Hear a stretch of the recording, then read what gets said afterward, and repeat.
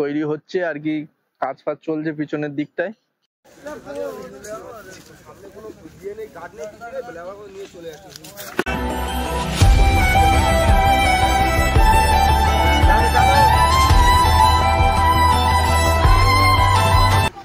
দেখো আউটডোরে প্রথম দিন এসে গাড়িটা খারাপ হয়ে গেল, আর যেহেতু এটা ট্রাভেলার বড় গাড়ি, ছোট গাড়ি দিয়ে টানা হচ্ছে।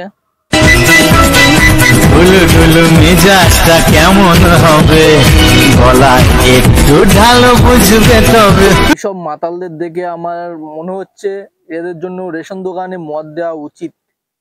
তো আমার গুরু এদের জন্য দু লাইন কি বলবে। মদ আমাদের দিতে হবে রেশন দোকানে, মদ কেন পাবো না আমরা রেশন দোকানে।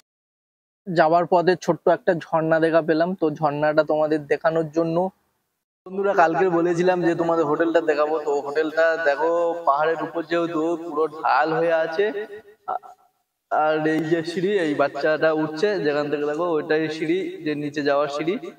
আর গাড়ি আনার পথ হচ্ছে এই যে পুরো রাউন্ড করে ঘেরা, এখান দিয়ে গাড়ি আসে। আর আমার গাড়িটা দেখা পাচ্ছ কোথায়, এই যে এখানে গাড়িটা রেখে দেওয়া হয়েছে। আর আমরা যে হোটেলে এসেছি হোটেলটা হলো এই,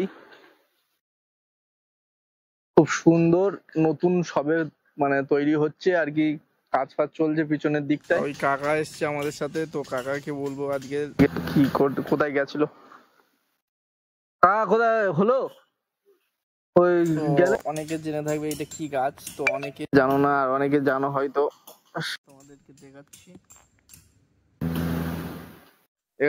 এখানে একটা ফোয়ারার মতন সিস্টেম তৈরি হবে, তো এখন করা হয়নি যেহেতু নতুন তৈরি হচ্ছে বলে। আর এই হচ্ছে কি রিসেপশনের গেটটা।